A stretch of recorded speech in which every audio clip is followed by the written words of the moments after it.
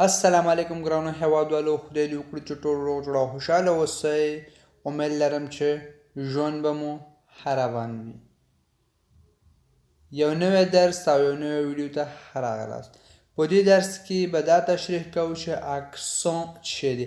تاسو د زیاتر حرفونو د پاسه یعنې واولو د پاسه تاسو یو علامه غوندې وینئ چې مثلا اته غوندې علامه وي او د مثلا او یعنې پنځه واړه واولو په سر کې تاسو کله کله یو علامه وینئ چې مثلا دا څه دی، کله استعمالیږي، څه ورته وایي، د دې نوم څه دی. دا ټول به په دې ویډیو کې تشریح کوو. اگر مثلا دا د کوم یو حرف د پاسه راشي د هغه حرف به څنګه تلفظ کیږي، آیا د هغې په تلفظ کې کوم فرق راځي نه راځي، په کوم وخت کې استعمالولی شو او په کومو حرفونو د پاسه دا اکسون موجود دی. دا ټول به په دې درس کې تشریح کوو او ویډیو تر آخره را سره وګورئ. انشاءالله مشکل به مو حل او بیا خپل نظر مو په کمنټ کې راته ولیکئ چې ورباندې پوه شلی او که نه. دا کوم علامه چې مثلا د یو واولو د پاسه تاسو وینئ دې لپاره اکسون وایي چې دا په څو قسمه دي. یو ته وایي اکسون تیګو، بل ته وایي اکسون ګراف او بل ته وایي اکسون سیرکونفلیکس او مثلا یو څو نور هم دي چې هغه په راتلونکي ویډیو کې به تاسو لپاره تشریح کوم. دا درې واړه په دې ویډیو کې به تاسو لپاره تشریح کوم. که چیرې ټول همدې ویډیو کې تشریح کوم ویډیو به ډېر اوږده شي، نو دې له خاطره همدا درې په دې درس کې به تاسو لپاره تشریح کوم. اکسون تیګو، اکسون ګراف، اکسون سیرکونفلیکس. دا درې واړه به په دې ویډیو کې تاسو لپاره تشریح کړم. راځئ چې درس شروع. لومړی اکسون تیګو، دا چې دې لپاره وایي ایګو، د او د پاسه د علامه چې ویني دې لپاره وایي اکسون تیګو. لکه څرنګه چې ایګو لومړی حرف واول دی یعنې ای باندې شروع شوی دی او آخر کې اکسون ساکن تی لري، نو په دغه وخت کې دا دواړه سره یو ځای کېږي اکسون تیګو. دغه او حرف باندې چې دغه علامه ویني دې لپاره وایي اکسون تیګو. دا اکسون چې دي زیاتره یعنې ټول په دغه باندې راځي، واولو باندې راځي، لکه ا او او او ای د پنځه واړو باندې راځي، خو لیکن په ایګریک باندې نه راځي. هم د پنځو واړو باندې راځي، خو لیکن د اکسون تیګو چې دی یوازې او حرف باندې راځي. چې بیا هر کله چې دا اکسون تیګو او حرف باندې راشي دا خپل اواز بدلوي، اواز ای کیږي او په ځای ای کیږي. لکه په دې مثالونو کې تاسو لپاره تشریح کوم. وګورئ: لا بونتي، لا بونتي، لا بونتي. اواز بدل کو، او ای اواز ورکوي. لو کافي، لو کافي، لو کافي. لا charité، la charité، la charité. Un éléphant، un éléphant. ایلی بگوره آواز چیه شو؟ ای. un éléphant، un éléphant. La liberté، la liberté، la liberté. La liberté. Le lycée، le lycée، le lycée. په دې ویډیو کې د لغاتونو معنا تاسو لپاره نه کوم، خو لیکن یوازې د اکسون تاسو لپاره تشریح کوم او اواز چې اکسون څه قسم اواز ورکړي هغه تاسو لپاره تشریح کوم. یوازې د لغاتونو تلفظ کوم او معنا یې په دې ویډیو کې نه کوم، ځکه چې بیا ویډیو ډېر اوږده کېږي. دویم اکسون ګراف، دویم اکسون ګراف. دغه او ا او په دې درو حرفونو باندې چې دا کومه علامه تاسو وینئ دې لپاره اکسون ګراف ورته وایي، اکسون ګراف. دا یوازې په دې درې حرفونو باندې راځي، اکسون ګراف، او ا او په دې درې حرفونو باندې راځي. هر کله چې په او حرف باندې راشي دا خپل आवाज بدلوي او پوزه आवाज ا ورکوي ا आवाज ورکوي ا باندې چې راشي خپل आवाज ورکوي आवाज نه بدلیږي او باندې چې راشي هم خپل आवाज ورکوي یعنی आवाज نه بدلیږي یوازې او حرف باندې چې راشي आवाज بدلوي چې आवाज ا تلفظ کیږي لکه لومړی وګورئ لومړی او حرف باندې اکسون غف راغلی دی وګورئ خپل आवाज بدلوي د ا आवाज ورکوي په مثالونو کې وګورئ accès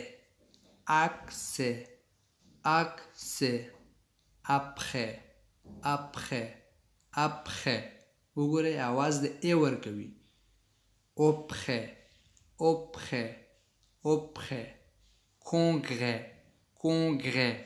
congrès décès exprès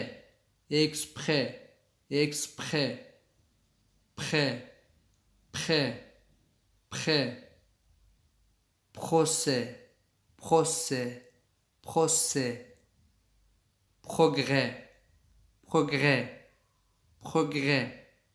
progrès succès très وګورئ په دې کلمو کې او راغلی دی خو د اکسون غف لري आवाज بدل کو आवाज ا د ا आवाज ورکوي لکه دویم چې دی په ا حرف باندې راځي ا حرف باندې چې اکسون غف راځي دا आवाज نه بدلوي خپل د ا आवाज ورکوي لکه ا سا دوسا دولا déjà ola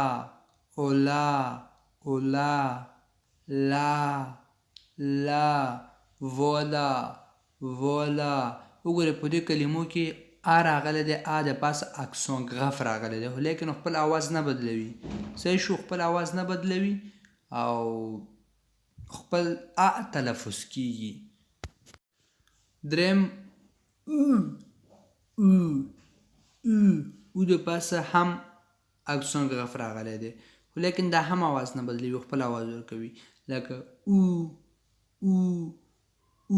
وګورئ مثلا اکسون غف ور باندې راغلی دی خو आवाज نه بدلوي دا هم خپل आवाज ورکوي لیکن بعضې وختونو کې د پاسه راځي आवाज نه بدلوي خپل आवाज ورکوي لکه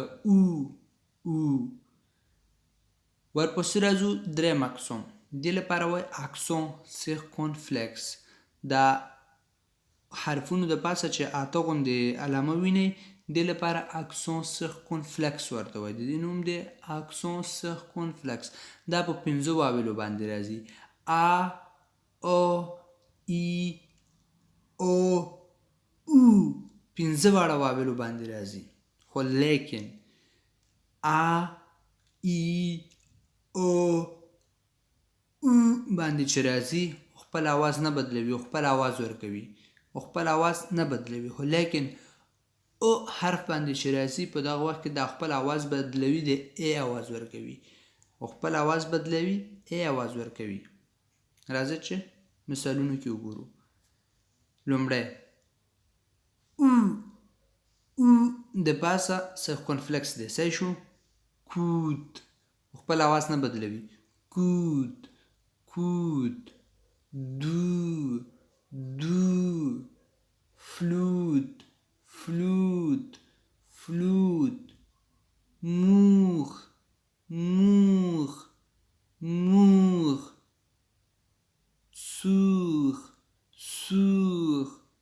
سور دویم ای د پاسه هم اکسون سیرکونفلکس چې راځي دا هم आवाज نه بدلوي خپل د ای आवाज ورکوي لکه ابیم ژید بات شن